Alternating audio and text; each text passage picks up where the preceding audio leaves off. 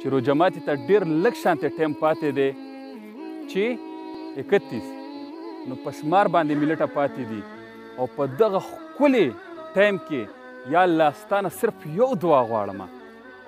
چې دا څوک د علماو ګستاخي کوي یا الله بس هدایت دعاګانې ورته ډېرې وکړې بقایه ورته هدایت مه کوه یا الله بقایه غرق وپر کړي الله دې والله په دې دنیا یې وشرموي چې یا الله مونږ یې ووینو چې مونږ ته هم پته ولګي چې د علماو ګستاخان دغه شانتې شرمېږي چې څوک د علماو دغه شانتې تصویران ګډوډ جوړوي الله خو دې دې غرق وپر کړي ځکه چې دا عالم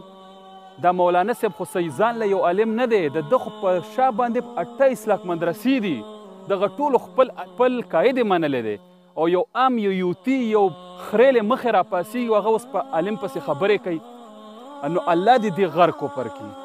د دې د روژې په خاطر دې دې خدای غرق کړي د دغه روژه ماتي په خاطر دې الله غرق کړي او الله چې ما دا څومره روژې نیولې دغه ټول ثوابونه دې په ده پسې کې الله دې دې غرق کړي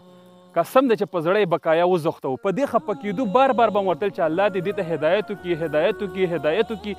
خو نه منې کېږي همدغه شانتې پته نه چې په کم سوچ دې راوتي دي په کم سوچ کې دې دغه کړي اوس وخت یو کس پوسټ کړی و د خره تصویر ته یې د مولانا صاحب سر لګولی و سوچ کوه دومره ذلیله انسان